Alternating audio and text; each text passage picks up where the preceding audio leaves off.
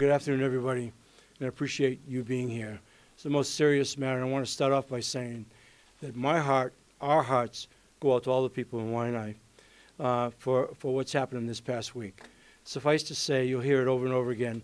What happened is unacceptable, multiple day shootings like that, but actually, since we've been in office, our position on guns has been very strong. But, enough is enough. We've come to a point now, and I think you'll hear in this meeting, this press conference. So my attitude, just so you know, when I talk about things being unacceptable, is to meet force with force.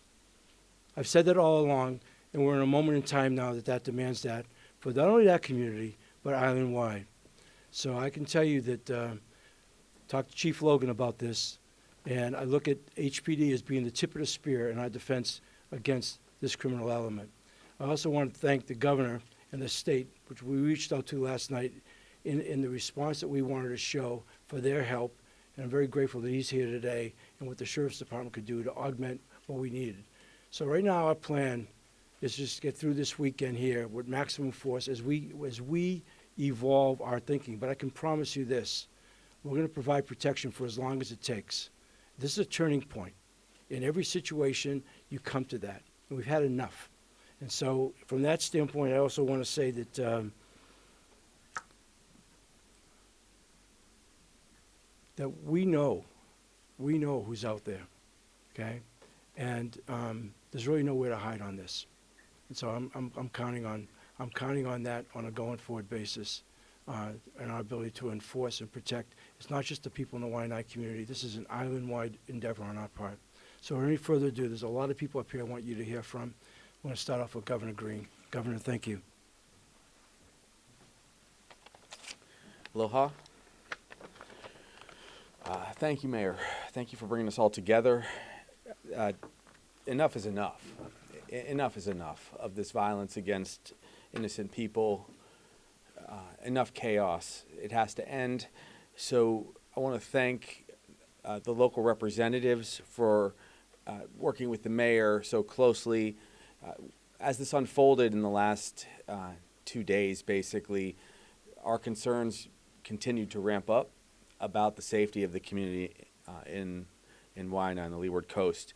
We've had concerns about gun violence for quite some time. We have concerns about ghost guns. We have concerns just that anyone's getting hurt. But repeated fatal shootings along the Leeward Coast are beyond worrisome. They're just horrifying. And that's what we've been feeling as a team. And that is what we are. We're a team. You've seen Mayor and I work closely on issues like housing, on homelessness. But the time has come, we felt, for a deep collaboration to end the violence that we have seen on Oahu. When our team came together late last night, it was evident that we had to do more to support one another. As we all know, the chief does his best, but there are finite resources. And the state does have some additional resources in certain areas, so I'm going to detail them very quickly and how we're going to use the Department of Law Enforcement, DLE, and DoCare to augment the police force to give them some additional support so that we can catch criminals and put them behind bars. In order to coordinate the state's response, because we have several departments, I've appointed Major General Ken Hara, our Adjutant General, who is our Hawaii Department of Defense Incident Commander. He will be able to coordinate the many branches of government that we have, or pieces of government, I should say, so that they can be in full support and coordinated. As you know, we've had concerns in many parts of the community. We've seen tragic shootings in different parts of our county here, but the uptick in gun violence, it was just a bridge too far for us. So you're going to see our guys at DLE and DoCare over at the harbor area just provide a lot of extra support. They're going to catch all of these criminals, and they're going to unravel the gangs and the groups that have been causing harm. So we'll see more safety in the coming weeks. As Mayor said, these next 72 hours, this is a long weekend, a 72-hour weekend. We didn't want to struggle to provide additional protection. And then as we emerge into next week, we'll give you guys an expansive schedule. We have at least 20 additional law enforcement agents that can be out in the community backing up the excellent officers at HPD. You know, it's possible that people are reacting to our tragic loss of Auntie Twinkle Councilwoman Tupola spoke very eloquently to us last night about her concern, and you'll probably unpack that some more. But when you have a community leader pass, it causes sometimes a void of leadership. We don't know exactly why individuals would take these kind of terrible actions against other people around them, but we feel that. And so part of our longer term plan over these next weeks to months is to also help stabilize the circumstance over in Waiʻanae, make sure people are safer on all accounts. We don't blame anyone specifically that has been living at the harbor. We just want the community to be safe. So the long and short of this is we're going to ask community members to help us, but we're going to go there to support them with this extra law enforcement. And so you can expect a deep partnership, as I've always had with Mayor Blangiardi, who I'm just so honored to work with. I really, really appreciate how we all came together in the middle of the night and put this plan together. So please know that this is our approach. We're going to continue to do some other things like gun buybacks like we've done before. It was very successful in the past, but we're going to help the police bust people that are hurting others. That's our first and most important goal. Aloha.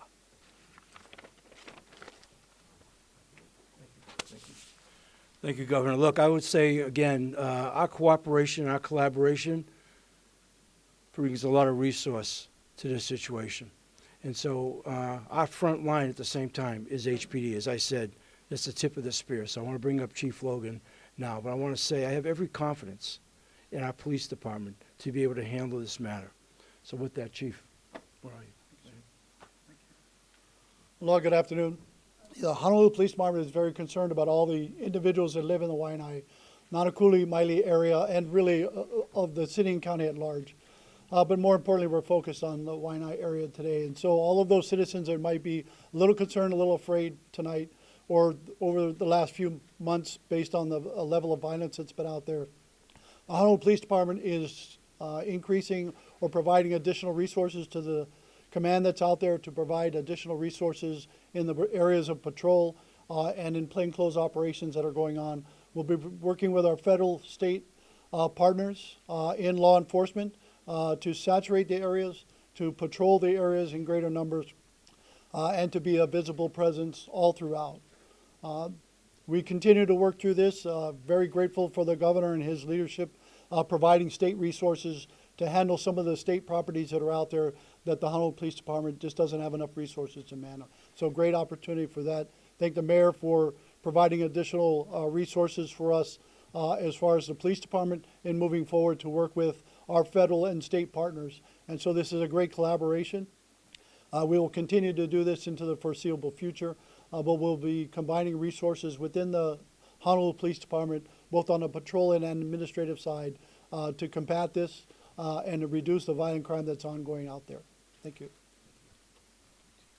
Before I bring up Councilmember Tupola, I want to comment on her leadership, her passion, and her caring. It's absolutely extraordinary for the Waiʻanae community, and we owe her a debt of gratitude for really being a catalyst and bringing this into focus for us. Not that we weren't aware, we certainly were aware, but I've always loved Andria's passion for her community. Councilwoman Tupola. Thank you. Good afternoon. Thank you, Mayor, thank you, Governor, and thank you, Chief of Police. First and foremost, to the community members that were involved or affected, our condolences, our prayers, and our love go out to each and every one of you.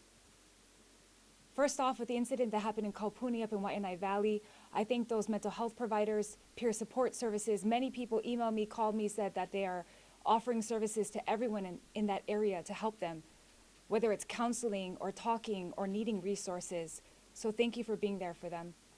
Secondly, just to be clear, the second shooting was not in the harbor, but it was in the Uluwehi area. And specifically the reason why we are adding extra enforcement and support in the harbor, because it's become a hot spot. It's become a holdover area where if things don't get handled, it happens at the boat harbor.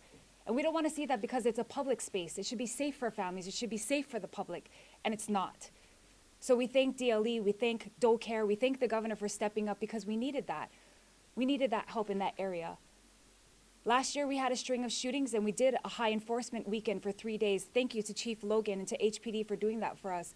But those 3 days, tons of arrests, tons of citations, warrants, felonies, all kinds of people that needed to be taken out of the community. And we're glad that we're going to do it again this weekend.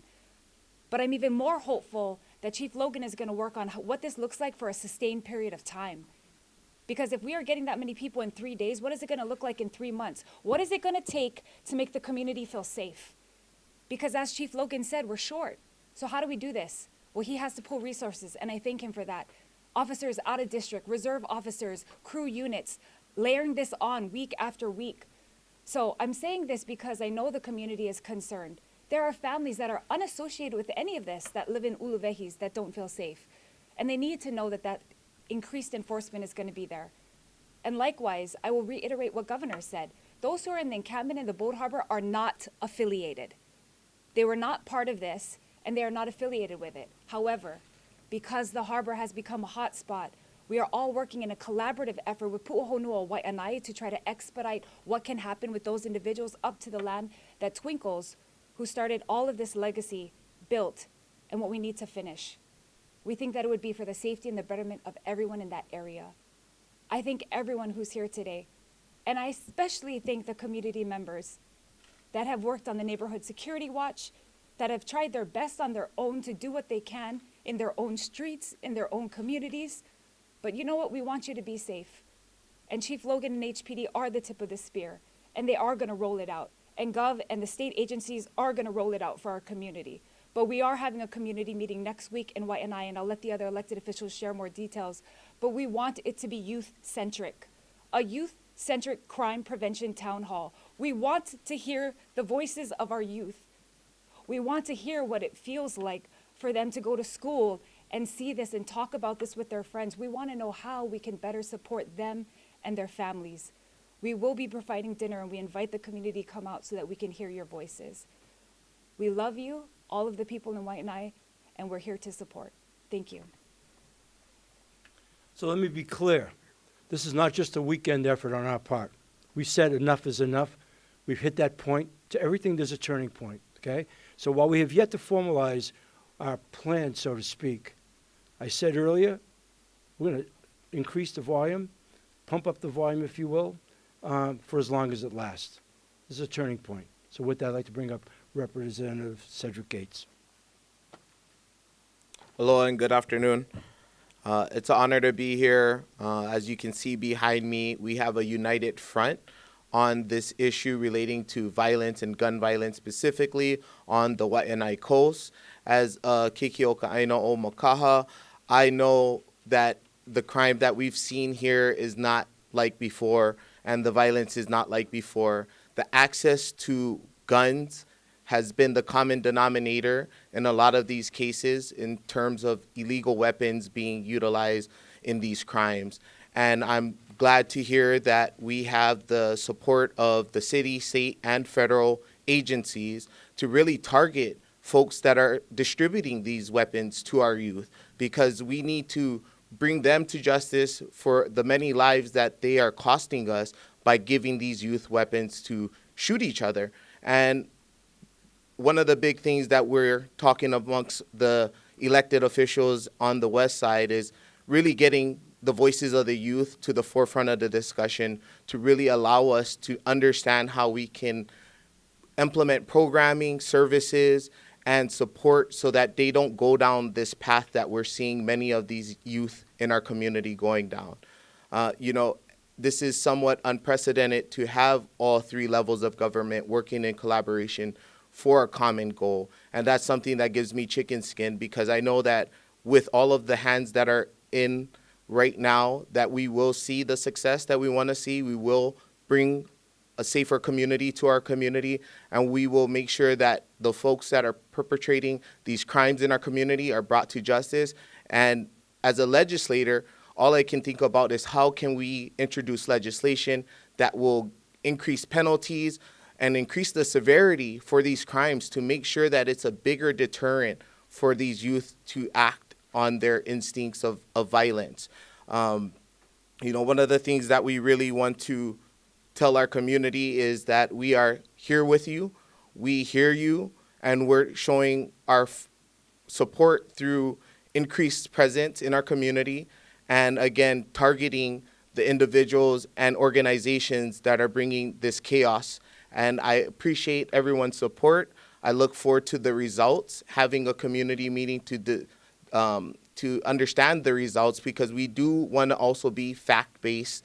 And I know a lot of the news media is buzzing about the shootings, but we do want to make sure that we are not over-exaggerating and creating this unsafe space in people's head that they can't walk out of their house anymore. Because we know that a lot of these crimes are also people that are knowing each other, that are related in some type of way. And it's not just some random acts of shooting. So again, I look forward to seeing law enforcement presence throughout this weekend and extending it hopefully to the end of this year. Mahalo. Thank you, Representative Gates. Representative Darius Kila. Thank you. I want to clarify that I am the neighboring representative for Cedric Gates. So I represent the neighboring communities of Maili, Nanakuli, Honakaihale. And although the shooting didn't directly occur in my district, we do feel the ramifications of what's happening next door. And how are we coming to the table to support these folks? I look to the folks behind me. We have the Nanakuli Neighborhood Security Watch folks who are fully ready to step up to the plate to provide that community support. I want to harp on the fact that some of this work in my time of office is unprecedented, to have both the governor, mayor, and our congressional representative to be on the same page. That last night it wasn't what, if, and, or but. It's just tell us where and tell us when. These folks have availed themselves in a way that I could not thank them enough. But I think we were talking in the room that governor and mayor have been seen on issues for homelessness and housing together. But let it be known for Honolulu and the entire state that this is the first time that you folks will see them coming together to address this issue of crime. I stand full-heartedly behind these folks leading the charge that we are taking this serious from every effort and measure to pull the levers of severity. I was telling Congressman Tokuda that this is a Washington to Waiʻanae approach, that there is nothing that we're going to leave unturned to draw down what we can to stabilize the community, secure the community, and move the community forward. As we move forward in the next coming weeks, of course, there are after-action plans that are going to ensue, but I couldn't express my gratitude more enough for the leaders that I have the chance to work with. Mayor, Governor, Congressman Tokuda, these folks are going to be at the helm and listening to the community and residents of 96792. So I hope when the community sees this united front, for the first time, they can feel that we are listening, we are going to act, and that this is almost at the point where we are fed up. So I couldn't be more proud of the delegation that we get to work together. And all I ask is for the community is to come to the table as well, because some of those answers, solutions, and intel is within this community. We need to decide moving forward, is this what we are going to tolerate? You are not any less to dial 911 and to provide information that you may have. If it is leading to a safer community and you're deemed a snitch, I will always protect the community and be viewed as a snitch as such, because one life saved is worth more than one life that is dead. So I appreciate these folks nonetheless, and please feel my gratitude. And mahalo nui loa to the amazing leaders behind me.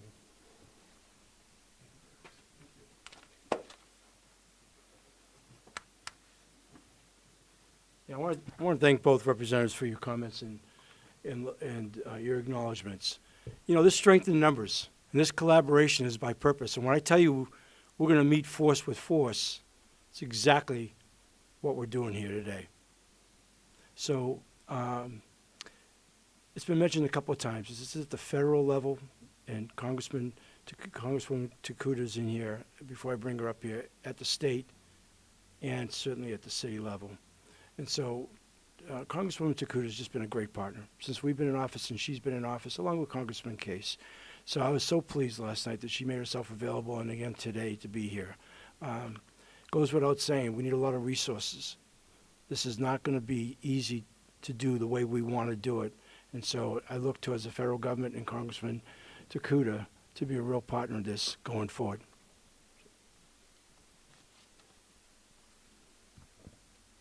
Aloha, everyone. You know, when Darius was talking about Waiʻanae to Washington, the first thing that came to mind was that when we work like that, from Waiʻanae to Washington, our communities are the ones that win. And it got me thinking about a place I think many of us were at, Governor included, over a week ago when we celebrated, when we honored, when we grieved, when we remembered the 1-year mark of the Maui fires. That was another time when we made sure that at all levels, a whole of government approach, from the county to the state to the federal government to all of our community partners, advocates, where we all came together in a room and said that we will be better, we will be stronger, we'll be here for each other. And what we've seen when all these forces come together is good things can happen. You know, I've been raising the alarm for the past 2 years in Washington, D.C. about the need to preserve a lot of the progressive work done at the state level to keep communities safe. The progressive, strong gun laws that we've passed here in Hawaii and enacted, quite frankly, have shriveled in the face of the Brune decision.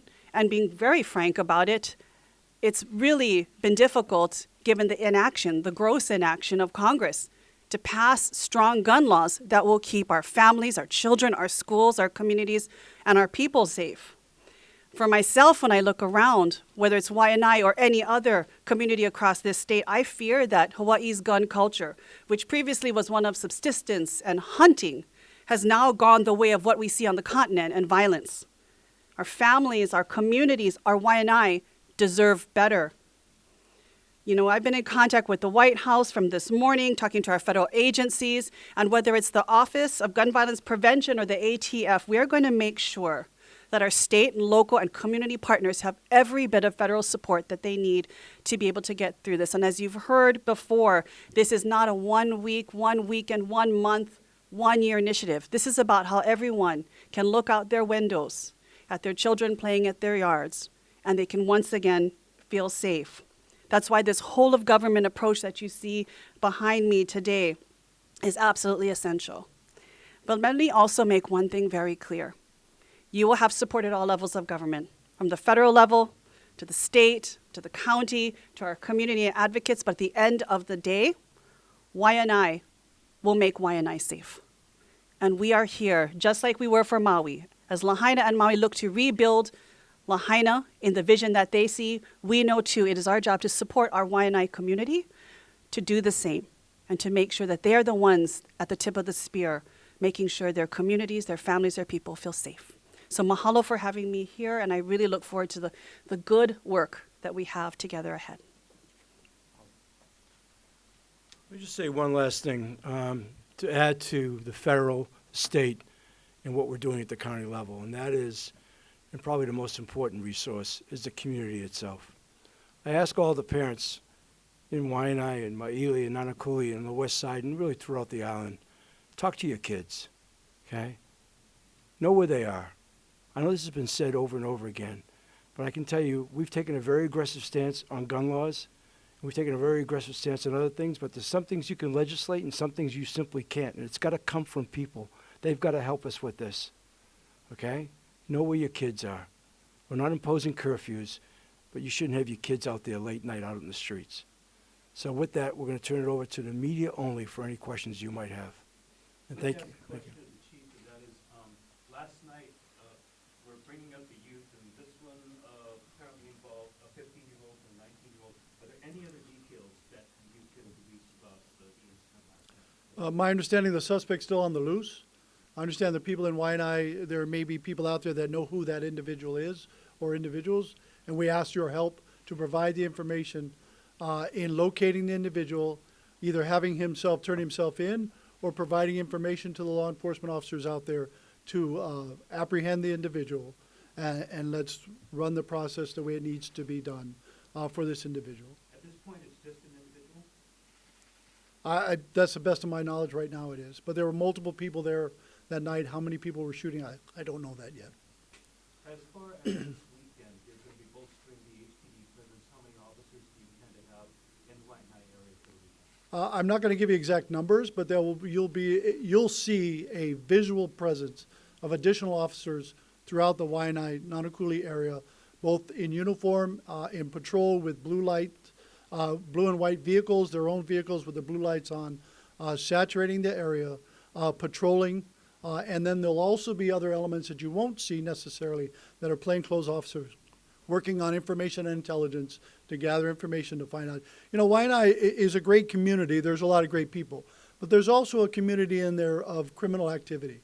And people in Waiʻanae, you know who they are. So I need your help to come forward with that.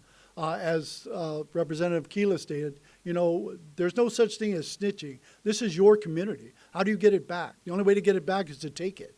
And you need to take it and own it. And owning it means you got to come forward and say, hey, here are the bad people, and here's what they're doing. And we need your help for that. And even though they're, you know, it may sound like we're, well, people are more than just a little concerned right now. I think there's a high concern and it's been going on for months. And how do you try to assure the community in the longer term, besides all of this, that it is going to be safe to go outside? Because even if they're not being targeted by a group or a gang, there's still the collateral damage. Innocent bystanders have been hit and have been wounded. You know, how do you address that? That is rare, that innocent bystanders, but there has been a few in the Waiʻanae area that has happened. Generally speaking, these are not crimes, whether you're shooting either a murder or attempted murder or assaults. They're not random acts of just violence of people driving around like you might see in mainland cities. These are usually targeted things where people have altercations or some kind of disagreement with each other, and they take it out on each other. And so they're not random. And by that, so the community should feel safe at that, in that they're not targeted by other people within the communities, and people aren't just drive-by shootings, right? But you're right, there is a community issue and concern, and they got to feel safe. So with this additional presence being out there and patrols and other things, people have that safe feeling that the officers are out there. And then working with our federal and state partners, how do we can maximize our resources in certain areas while they maximize their resources in other areas. And so that way we can saturate the whole area. This question's for the governor and the mayor. Have you guys considered expanding the safe haven gun zones to the entire Waiʻanae Coast, just making it illegal to carry a gun anywhere on the coast, anything like that? Any executive orders?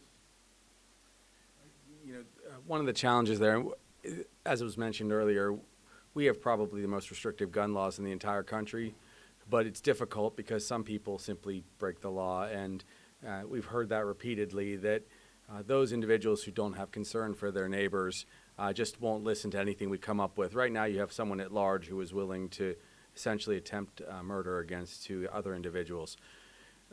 For my part, I see no value in having guns in society unless people are out hunting and just doing what was socially done generations past. It's just getting too dangerous. Kids are printing guns now off of 3D printers. It's very difficult for us to just legislate our way out of it, but we are going to use all the force we've got, as the mayor said. And you know, we will bring in FBI support. We will bring in all kinds of investigators until we break kind of this cycle of crime. It's very likely a small number of people doing a great deal of harm. Not the entire community, not certainly the entire society. But when we finally bust those few people, and probably a few wayward younger people that have gotten involved in gang behavior, things will get a lot safer. You know, I alluded to it earlier, but we took as aggressive a stance as we possibly could once we got the Supreme Court ruling on guns. We actually took a lot of heat from it, from a very small minority, hoping our intention at that time was to never have a press conference like this or have the events that we just lived through be what they are. And to your point, you know, these events, when they happen, they're unpredictable. And we try to respond accordingly, but, you know, the best way to create calm and trust is through action and deed.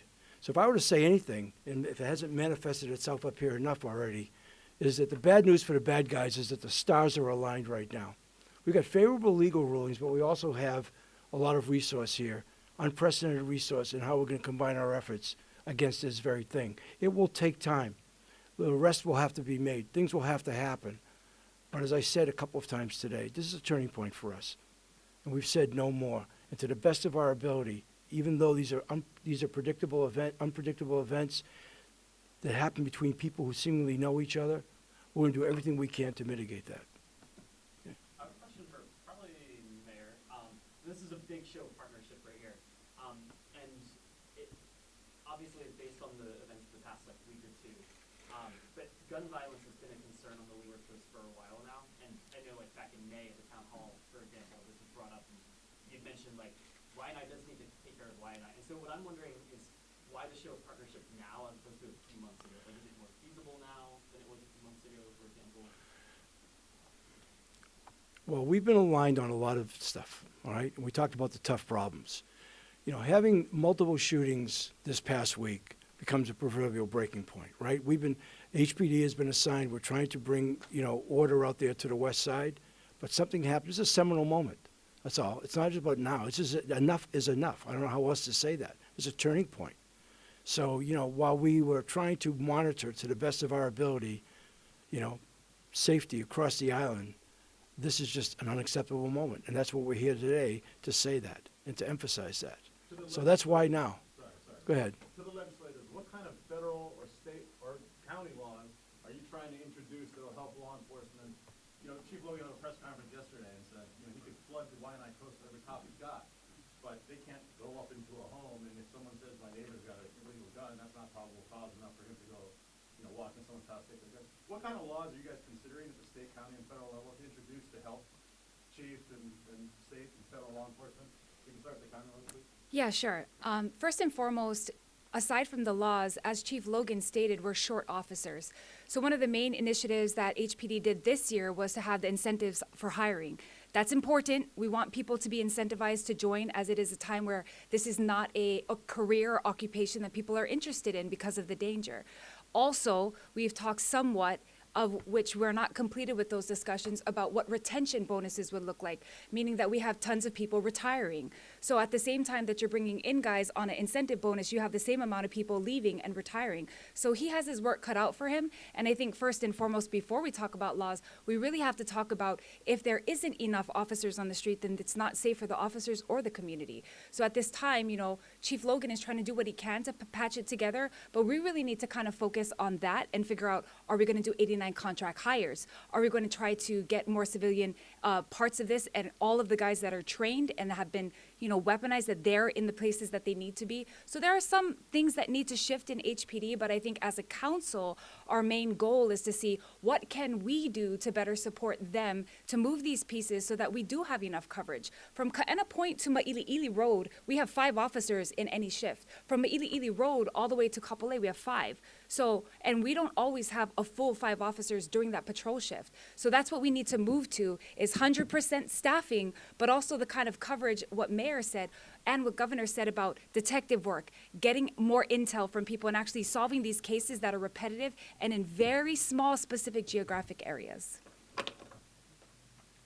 I'll take a quick stop at it. So on the state side, one of the pieces of legislation I helped co-sponsor and introduce was the Department of Law Enforcement. And one of the things that we envisioned as the legislature is that we will have this type of collaboration from all levels of government and be able to have a point that we could utilize officers to send out to support the city. And so that department was created. On top of that, we actually passed a mandatory minimum for ghost guns. That was a couple years ago. What I could see now moving forward into this next legislative session is some type of legislation that has more mandatory minimums on gun possession. I feel like illegal gun possessions, we can't give it a slap on the wrist anymore. We have to really take it seriously so that no one wants to carry illegal guns because they know that they're going to do 20 years. And I think that's the severity we're at with the type of gun violence we've seen on the Waiʻanae Coast. And I think that's something our community would like to hear, that they won't have to deal with these same perpetrators over and over again, coming out, utilizing weapons to terrorize our community. So that's just some of the ideas. Mahalo. Sure. Just to dovetail on what Councilwoman and Representative said, when we did the gun buyback, and we're going to be doing this more frequently, obviously, we saw a lot of guns that were created, these ghost guns. And, we took the liberty of buying them back simply to get them out of the community. That process began when we did have the random shooting that I believe her name was Richiana, forgive me. Richiana is a beautiful young woman who was struck in the head by a bullet, and then her family lived outside of Queens Hospital and our home for the better part of a month, and we spent a lot of time together. Those kind of incidents, they can stop when you take the guns and the bullets off the street. And it really was as simple as giving people a gift card to buy food to get guns to come off the street. But that's just part of it. I mean, when there's this conflict between groups, almost always connected to drugs, and I would specifically say methamphetamine, that has been a disaster for society. And so we'll attack this from every angle. We'll do our best to get people off of meth. It's difficult. It's a very cheap, horrible drug that's highly addictive, and people simply aren't themselves. They are traumatically changed when they've become addicted to that drug, and then fights break out. Everyone becomes a thief when they're on that kind of a drug, and then you see this kind of violence. And so breaking that cycle is very important. We're going to have to intercept more drugs. We're going to have to continue to crack down on the production of meth, which the legislature actually did a very good job over the years to decrease the compounds that could be used. But again, if you just break that cycle of a few people that are terribly addicted, dealing drugs, and then getting into these conflicts like at the gaming houses, which we've seen, it's almost always drugs and money. Kids don't have to end up that way. They don't. And the more opportunities we give them to have a decent life over time, the less of this that we're going to see. But in the short term, you're going to see a lot more of the state officers. I'll be increasing the DLE salaries. We were talking about that just last week so that we can draw more people into the discipline.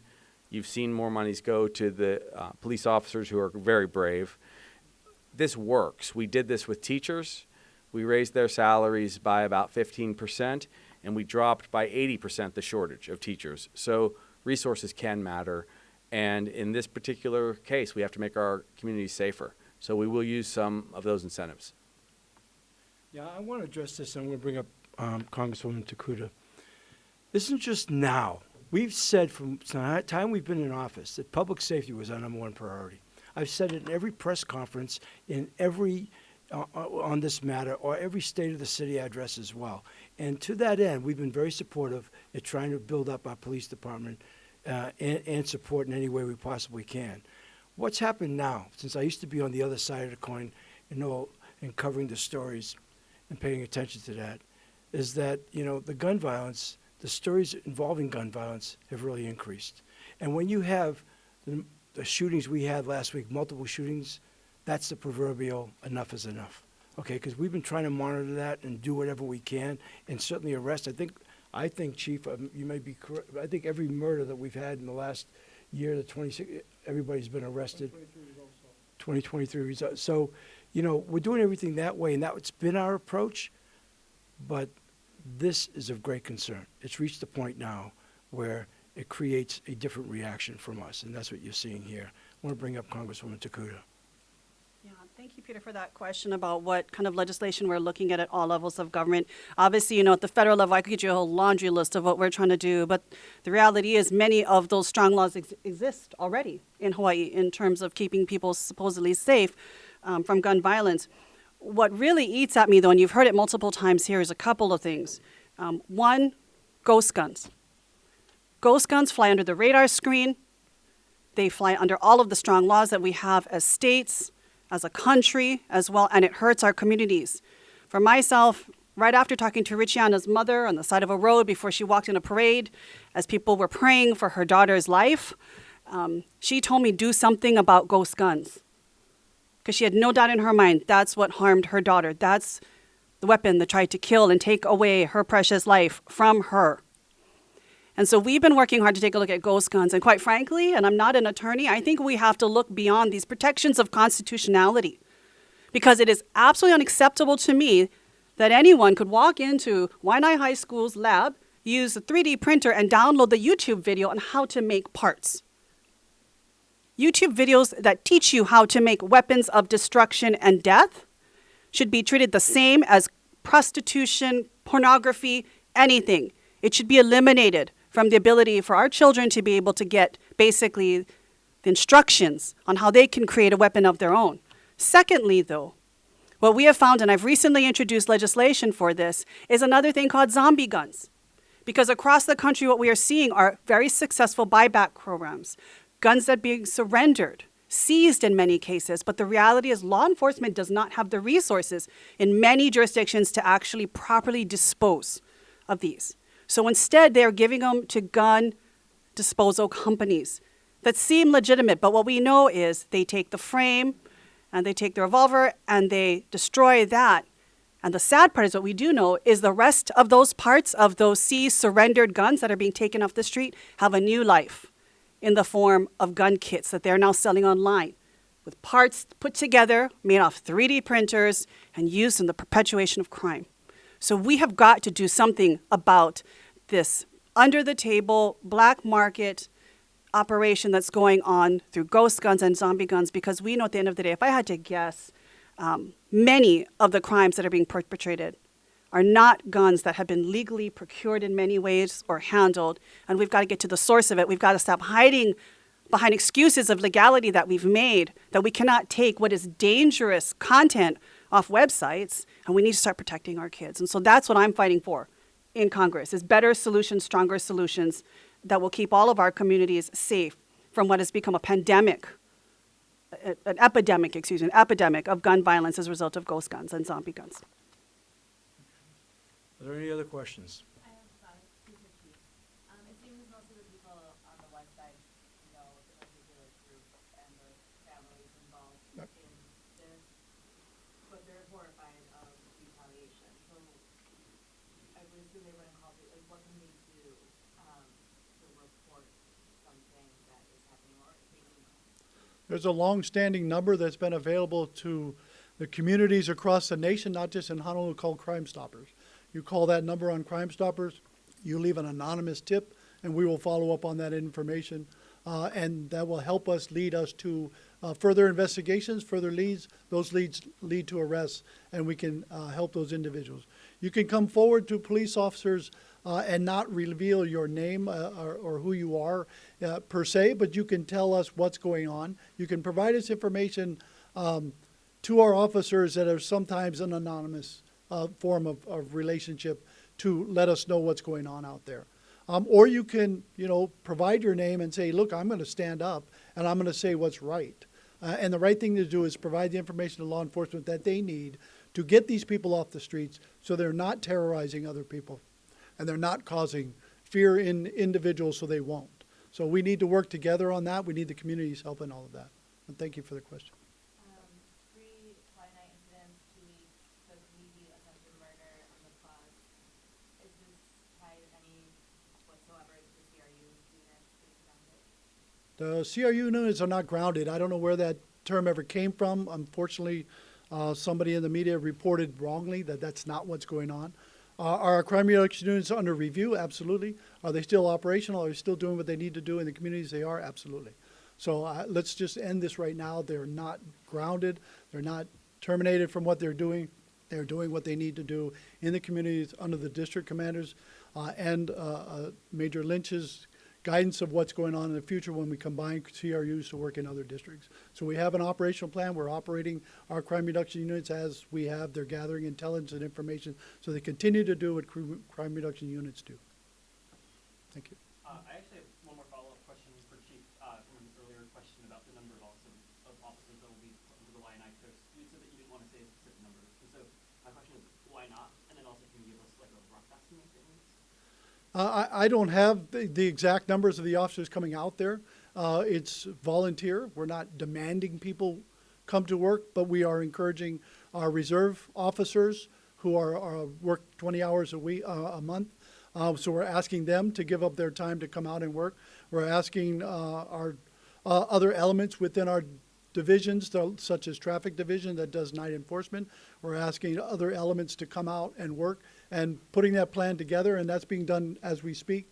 So I have assistant chiefs working towards, and the majors that are responsible for those people in what those numbers are. So to give you an exact number right now, I couldn't give you that. But it's going to be more than 5, as was given to you by Councilmember Tupola. Yeah. Are there like incentives? Like, would this be? I guess this wouldn't be like overtime for everybody. There would be some that are on overtime, some that are on their standard time of normal pay, and there will be other people that are volunteering their time, such as reserves officers who are not earning a paycheck, but they're doing this out of love for the Honolulu Police Department and their communities. One final question. Is the U.S. Department of Justice involved in these plans at all, and what sort of resources is either the FBI, ATF, BDA, any of the law enforcement agencies pledged to anybody? Our state guys. So who's working with the U.S. DOJ? Right, Director. Hi, Jordan Lowe, Department of Law Enforcement. We are in conversation, or will be in conversation with ATF to put a task force officer to work with them. We are in conversations with the U.S. Postal Service to have a task force officer assigned to them to try to interdict some of these parts that are required for ghost guns. And we will re-engage with the FBI as ATF has in the past as part of their violent crime task force. Director, those things are up there. Okay, thank you. The governor wants to say one more thing, I'm sorry. Yes, forgive me. So one of the benefits of coordination and collaboration was we had the Attorney General involved also. So when we say everyone's involved, we really mean everyone is involved now to break this cycle of crime and violence. It will take the support that we have from our congressional delegation and DOJ, without a doubt. But right now we wanted to really amp up our capacity, and that's why by having DLE find a mission in this space in support of HPD, it will give them a lot more capacity to go and do what they need to do. Meanwhile, we'll make things safer. But I'm going to defer to the mayor to wrap us up. Yeah. Okay, go ahead. Sorry, I'll just be brief. Peter, as I've mentioned earlier, I have spoken to the White House and will be speaking with the Office of Gun Violence Protection. At that time, I've also asked for briefings from ATF in terms of their potential support that they could give to the community, but I wouldn't want to also limit it in terms of who will be involved, because I think at this point, as I mentioned, it is a whole of government approach, and there will be numerous different federal agencies that will come to support our community as they really look at how to take back their community. So we can definitely be in touch as we get a fuller list and profile of the federal participation in this. And so just to your question as well, I said earlier that we really don't have a plan yet. We know what we're putting up here. I think we've stood here for the last 45 minutes in a show of force, if you will. We're going to do, in solving this issue, everything we have to do. And I said we're going to do it for as long as it lasts, and I'm on record of that. And while I can't thank the governor enough for his collaboration support from the state, or for that matter, Congresswoman Tokuda and everything that she said here today, with respect to federal help or our representatives or Councilwoman Tupola, I'm going to be on record. We own this. It's a local situation here. The governor has far greater responsibilities with the whole state. We own this. I've said repeatedly, the HPD is the tip of the spear. We will figure this out, and we will act accordingly. But know this, as I said earlier, and I've said it a couple of times today, I believe very deeply we match force with force. And to that end, we will deliver that force. Thank you for being here today.